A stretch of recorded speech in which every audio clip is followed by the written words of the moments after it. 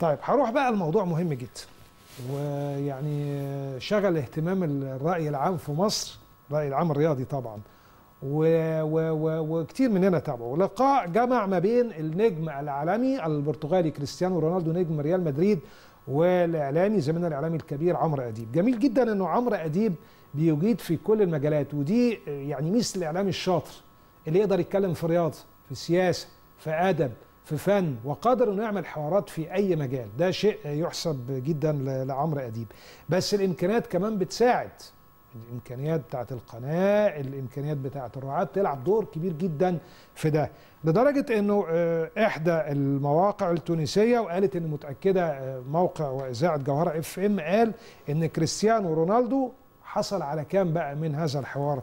حصل على 8300 دولار في الدقيقه. كل دقيقه في الحوار بتعادل 150,000 جنيه بالثانيه يا جماعه. كل دقيقه حوار ب 150,000 جنيه. الحوار كان مدته كام؟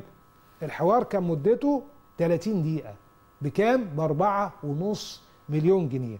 كتير عقبوا على الحوار وقالوا ان كريستيانو رونالدو كان رائع، وانه اتكلم بشكل كويس، واتكلم بشكل هايل عن مصر، واتكلم بشكل كويس عن حياته الخاصة. كتير ما يعرفوش كمان يا منى انه مديرين الاعمال لكل النجوم العالميين سواء في الرياضة او في الكورة او في الفن بيتحكموا جدا في هذه الحوارات. يشوف لازم يشوف الاسئله سألك هتسالي في ايه؟ صحيح. وبعدين يقعد مع النجم ويقول له لو سئلت عن مصر لازم تتكلم على النيل، لازم تتكلم على الاهرامات، لازم تتكلم على التاريخ وان انت تحب تزورها. لو سئلت عن ميسي هتقول ايه؟ لو سئلت عن ريال مدريد. بيبقى القصه محسوبه بالملي. كمان الوقت، يعني لو 30 دقيقه ونص ما ينفعش. ده الدقيقه واقفه بكام؟ الدقيقة واقفة ب 150,000 جنيه، يعني لو 30 ثانية كسر يا منى 75,000 جنيه صحيح. على طول.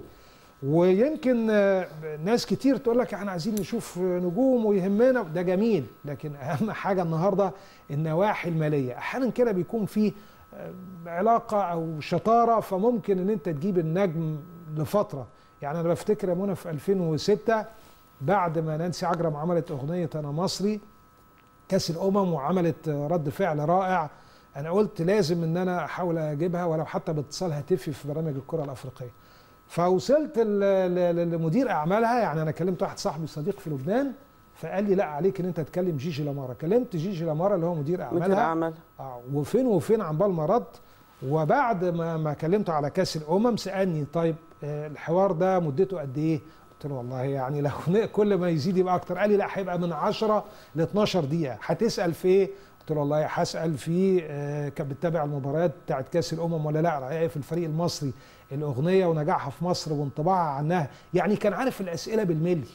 واداني رقم وقال لي الاتصال هيكون في الوقت من كذا لكذا، 11 مثلا و6 دقائق ل 11 و18 دقيقه. وقد كان فعلا وعملنا الاتصال، والحقيقه كان من الحاجات الجميله يعني. لكن عايز اقول لكم انه الحوار كل حاجه بتبقى مدروسه فيه من الالف الى الياء مع اي نجم، نجم فني، نجم سياسي، شخصيه اجتماعيه مرموقه، عالم مرموق، كله لازم يبقى عارف الاسئله يعني. وعلى فكره الناس بتفتكر انه برضو ايه، انه من السهل انك تعمل حوار مع حتى انا بفتكر الاهلي لما لعب مع اس روما.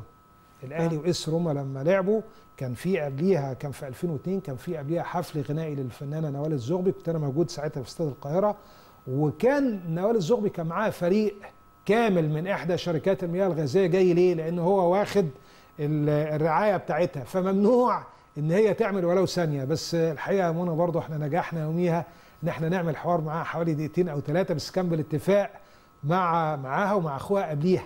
واول ما خلصت الفقره الغنائيه دخلنا بالكاميرا وعملنا حوار كان لمده دقيقتين يعني. فكل حاجه يا جماعه محسوبه. نوال الزغبي يعني ونانسي عجرم طبعا ده حاجه جميله الحقيقه. لكن الحوار كان جميل اللي عمله كريستيانو رونالدو. بنحيي عليه عمرو اديب. بنقول شيء جميل ان احنا نشوف كريستيانو رونالدو على الشاشه وبيتكلم عن مصر، ونتمنى نشوفه في مصر كمان هو وميسي ان شاء الله. ان شاء الله.